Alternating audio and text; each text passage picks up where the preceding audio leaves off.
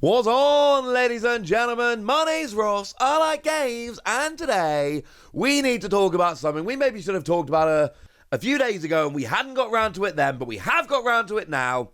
The One Piece film starter deck, Starter Deck 5, has been officially revealed. We have got a confirmed starter date, we have got a bunch of English images, annoyingly like half of the deck. We've got like half of the deck as English images, which is honestly like a little bit upsetting to me. But never mind, ladies and gentlemen, we are doing what we can with the best we've got. I want a piece of news that might not make everybody happy, which is really not a big deal, but I understand why people are upset about it. And all I can say is, yeah, it makes perfect sense. Sometimes people don't like things that make business sense, and I understand why they don't like them, and I get it. But there is a very good reason behind it. So, Starter Deck 7. What's going on with Starter Deck 7? No, it's not Starter Deck 7. That's the yellow one we've been talking about a lot lately. Starter Deck 5. What's going on with Starter Deck 5? Well, this is, of course, the film Starter Deck. And it does coincide with a bunch of previous films, but largely it's One Piece Red. And we know at this stage that basically the One Piece TCG has been going hard into One Piece Red, and they should have been. Like, I was having a look at box office figures yesterday for various reasons, and I was looking at the top grossing films of 2022. The number 25 film in the world last year was One Piece Red. That's astounding, ladies and gentlemen, and I know that it's largely because of Japan. Like 6.9% of the gross was actually from the US. 93.1% was foreign gross, as we would term it. Obviously, I'm looking at an American list. It's not really an American film, so talking about outside of America as foreign gross is a little bit weird, but just bear with me for a second. My point is, it's not been making its money in the US, but it's been making a bunch of money, and we've had the One Piece film Red starter deck, which has been awesome. And then I showed you just the other day that we've got those new cards which are being released over in Japan. And basically, it's just been a really fun thing.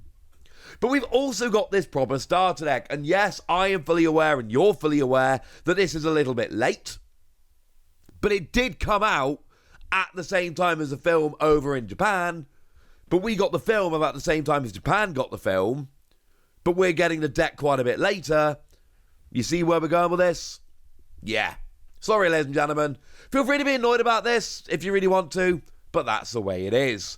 So we're getting it on February the 3rd, and that is kind of the next thing which is being released. It is actually being released right as the Treasure Cups are happening. Pretty sure it's not going to be legal for at least the first lot of Treasure Cups. I don't think it's going to be legal the day after it comes out. Do, as always, I'm not going to say anything definitive now. Check with your local TO. Message them to find out definitively whether it's legal or not.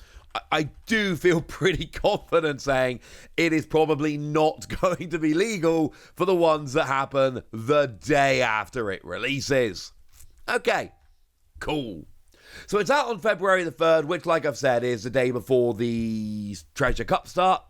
And it is filmed around a bunch of films, largely One Piece Red, but there are some others coming in as well. And we've got a bunch of information we kind of knew. It is retailing for $12. Remember, in Japan, this was actually a budget deck. It was a 500 yen deck. It was about half the price of a regular starter deck, because the way it was marketed in Japan was essentially, we've got this ridiculously popular film, and I've shown you how popular the film is. We've got this ridiculously popular film, so if we have a budget starter deck that releases at the same time as this crazy popular film, we can hook more people into playing the One Piece card game. From a marketing standpoint, excellent idea, and whoever decided to do that, very clever person. As I've also told you, that film is not out really in the US at the moment. That film has been and gone. You know, it's wrapping up in Japan, and in Japan it had a very, very long life in the cinema but because of how popular it was. So my point is, the whole, hey, let's make it a budget deck to try and hook people who have just gone and seen the film, great idea in Japan, doesn't make sense over here. And then it's the usual thing, 1 leader card, 2 designated super rares, 14 common, and you get a full 51 card deck, 10 Don cards, everything we would expect.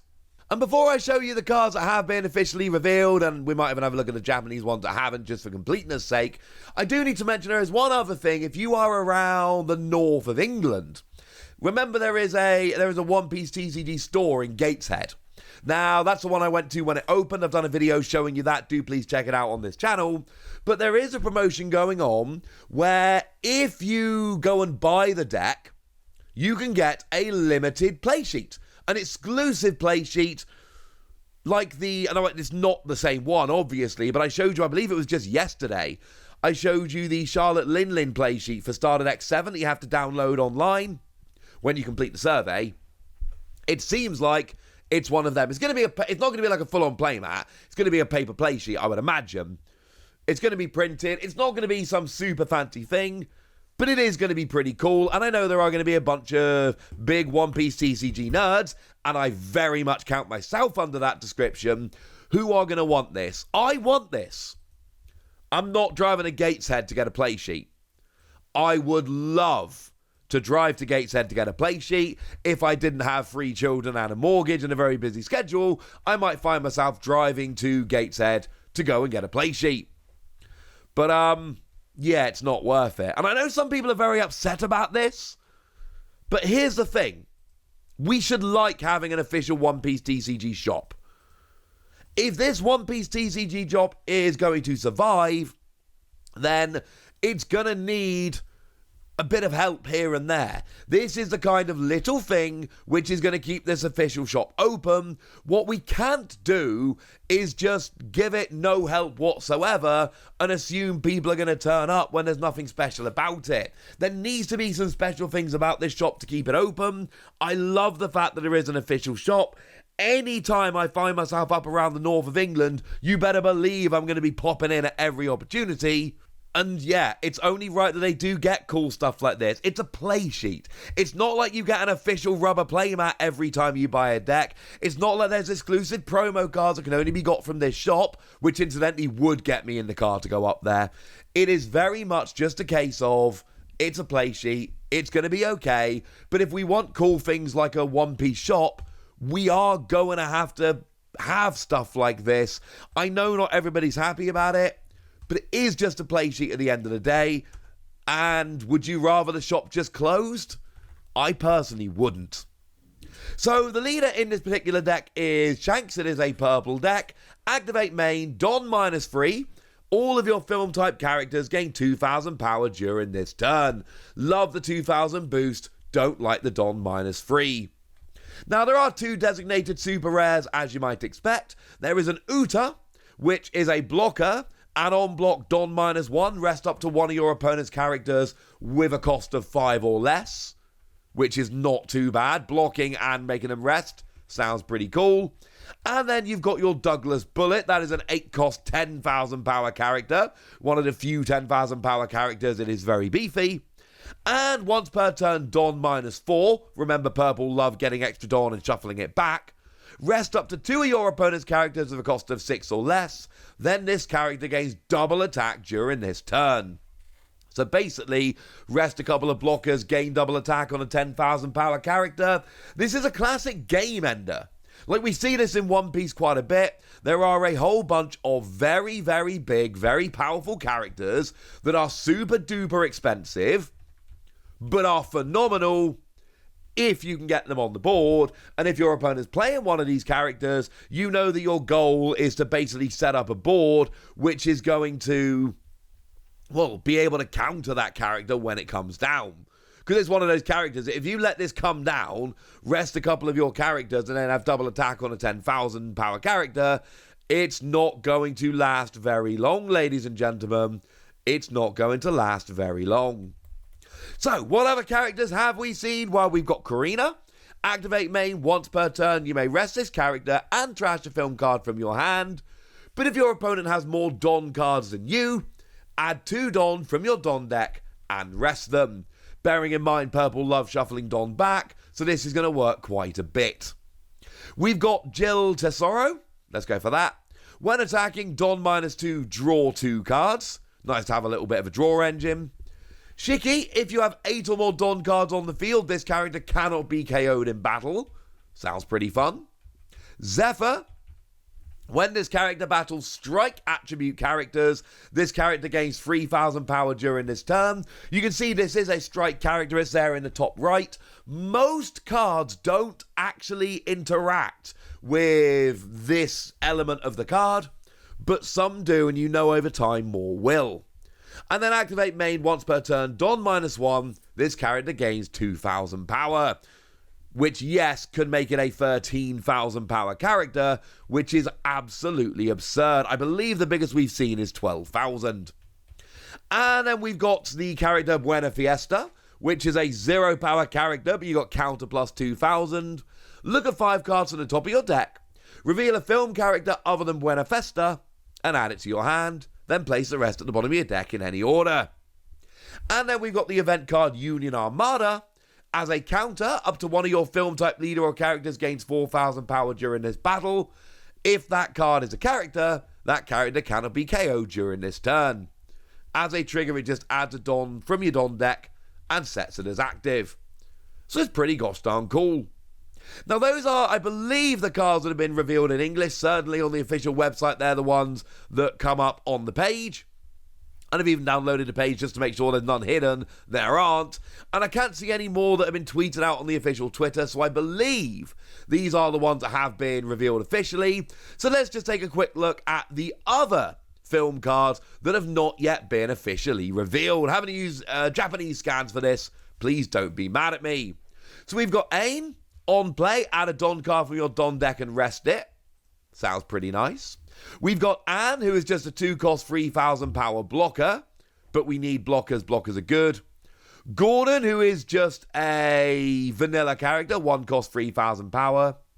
Scarlet, who would be vanilla, except there's a trigger that lets you play this card, obviously without paying. We've got Baccarat, which is just a vanilla 3-cost 5,000. Bins, which is a vanilla 4-cost 6,000. Dr. Indigo, who's a vanilla 2-cost 4,000. Yes, you'll notice the majority of cards that have not been revealed are the vanilla ones. And then there's another event card here, Lion's Threat Imperial Earth Bind. Main, Don -2.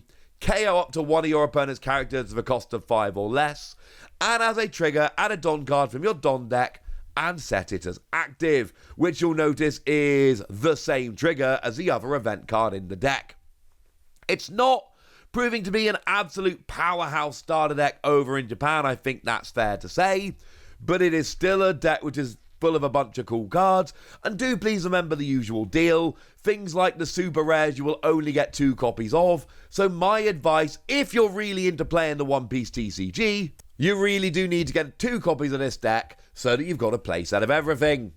So there we go, ladies and gentlemen. Set your calendars. There isn't long to go. It's a week on Friday as I'm recording this video. It's going to be out soon. I'm excited. You should be excited. But I want to know how excited you are. So let me know in the comment section, would you? Go nuts. Be nice. And then make sure you like this video, subscribe to this channel, follow me on Twitter at TheWasi. That's where we talk One Piece and a bunch of other card games. And please do consider checking out patreon.com/PTCG Radio, where you can support the channel, get some bonus podcasts, join a Discord and chat with us, all kinds of fun things. But by far the most important thing, as always, look after yourselves till next time, would ya? Thank you very much for watching. My name's Ross, and you've been watching Wasi Plays.